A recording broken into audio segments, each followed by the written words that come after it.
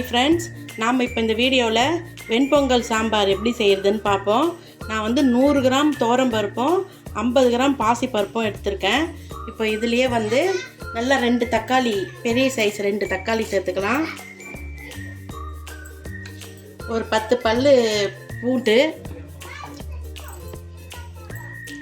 ஒரு 10 சின்ன வெங்காயம். சின்ன வெங்காயம் போட்டு சாம்பார் வெங்காயம் போட்டு செஞ்சாலும் நல்லா டேஸ்ட்டாக இருக்கும். ஒரு 3 பச்சை மிளகாய், 1/4 ஸ்பூன் மஞ்சள்தூள்,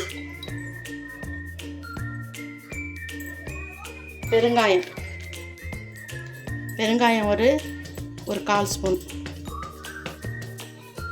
இதெல்லாம் போட்டு ஒரு 5 விசில் நம்ம வச்சுக்கலாம்.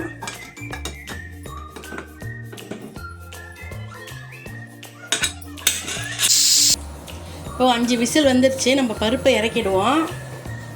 கடாய் சூடாயிடுச்சு. இதில் கொஞ்சம் எண்ணெய் விட்டுப்போம்.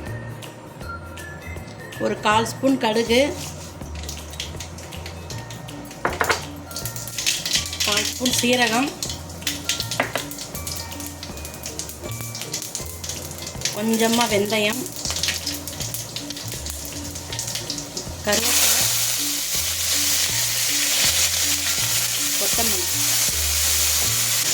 ஒரு 5-6 சின்ன வெங்காயம். நல்லா அது வதங்கி வந்துடுச்சு வெங்காயம். இதுலேயே கத்திரிக்காய் சின்னதாக கட் பண்ணி போட்டிருக்கேன். நம்ம பருப்புலேயே கூட போட்டு வேக வைக்கலாம், ஆனால் அது ரொம்ப மசிஞ்சிடும். அதனால் நம்ம இப்போ இதை வதக்கிப்போம். இதுலேயே வந்து தனி மிளகாத்தூள், ஏற்கனவே நம்ம பச்சை மிளகா போட்டிருக்கோம். ஒரு 1/2 ஸ்பூன் தனி மிளகாத்தூள், 1 ஸ்பூன் தனியாத்தூள், ஒரு 1/2 ஸ்பூன் சாம்பார் பொடி. இது நல்லா வதங்கினதும் இந்த பருப்பை வந்து சும்மா லைட்டாக மத்து வச்சு லைட்டாக கடைஞ்சிருக்கேன். அதை வந்து நம்ம இதில் சேர்த்துப்போம். இப்போ இந்த கத்திரிக்காவை இதுலேயே அப்படியே வேக விடுவோம். நம்ம குக்கரில் வேக வச்சுருக்கலாம், அது ரொம்ப குழன்னு ரொம்ப மசிஞ்சிடும். அதனால் இந்த மாதிரி இதுலேயே கொஞ்சம் நேரம் வேக விடுவோம். இப்போ நம்ம பொங்கல்லையும் உப்பு போடுவோன்றதுனால நான் இதில் வந்து கொஞ்சம் கம்மியாக தான் உப்பு போடணும். இப்போ ஒரு 10 நிமிஷம் நம்ம தட்டு போட்டு மூடி அந்த கத்திரிக்காய் வேக விடுவோம். நம்ம பொங்கல் சாம்பார் ரெடி ஆயிடுச்சு. இப்போ வந்து கொஞ்சமாக இதில் நெய் சேர்த்துப்போம். லாஸ்ட்டாக கொத்தமல்லி கொஞ்சம் தூவி கொத்தமல்லி போட்டு இறக்கிடுவோம். அவ்வளோதான், வெண்பொங்கல் சாம்பார் ரெடி. நீங்களும் உங்கள் வீட்டில் செஞ்சு பார்த்துட்டு எப்படி இருக்குன்னு கமெண்ட்டில் சொல்லுங்கள். நாம் வந்து இப்போது வெண்பொங்கல் எப்படி செய்கிறதுன்னு பார்ப்போம். இந்த வீடியோவில் நான் வந்து 1 டம்ளர் பச்சரிசி எடுத்திருக்கேன். இந்த டம்ளரில் நான் 1 டம்ளர் எடுத்திருக்கேன். 1 டம்ளர் அரிசிக்கு 1/2 டம்ளர் பாசிப்பருப்பு ஒரு 15 நிமிஷம் ஊற வச்சு நல்லா கழுவி வச்சுருக்கேன். அதை வந்து நம்ம இந்த குக்கரில் சேர்த்துப்போம்.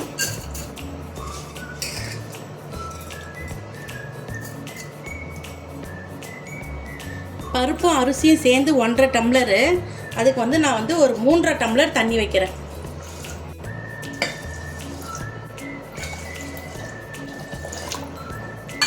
அதில் கொஞ்சமாக கல்லுப்பு, ஏன்னா நம்ம சாம்பார்லேயே உப்பு போடுவோம், அதனால் கொஞ்சமாக கல்லுப்பு, ஒரு பிஞ்ச் மஞ்சத்தூள், பெருங்காயத்தூள்,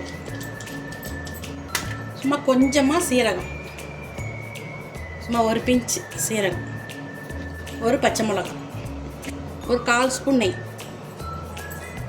இது நம்ம வந்து ஒரு 3லேருந்து 4 விசில் வச்சுப்போம்.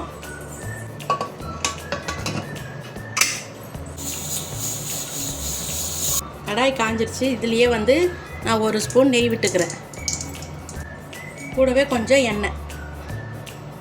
இப்போ நம்ம தாளிக்கிறதுக்கு வந்து நான் முந்திரி ஒரு 10லேருந்து 15 முந்திரி, சீரகம் ஒரு 1/2 ஸ்பூனு, 1/2 ஸ்பூன் வந்து மிளகு, கொஞ்சமாக வந்து இஞ்சி, கொத்தமல்லி. இப்போ நம்ம இதை தாளிப்போம்.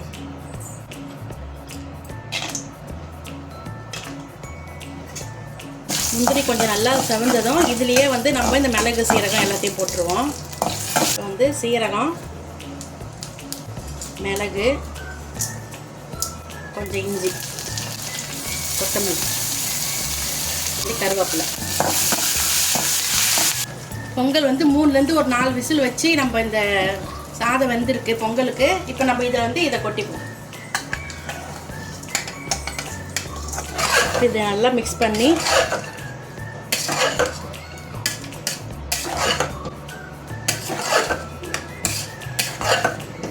அவ்வளோதான், நம்ம வெண்பொங்கல் ரெடி ஆகிடுச்சு. மேலே கொஞ்சமாக நெய் விட்டுப்போம். அவ்வளோதான், நம்ம வெண்பொங்கல் ரெடி ஆகிடுச்சு. நீங்களும் உங்கள் வீட்டில் செஞ்சு பாருங்கள். பார்த்துட்டு எப்படி இருக்குன்னு கமெண்ட்டில் சொல்லுங்கள். லைக் பண்ணுங்கள், ஷேர் பண்ணுங்கள், சப்ஸ்கிரைப் பண்ணுங்கள். Thank you friends.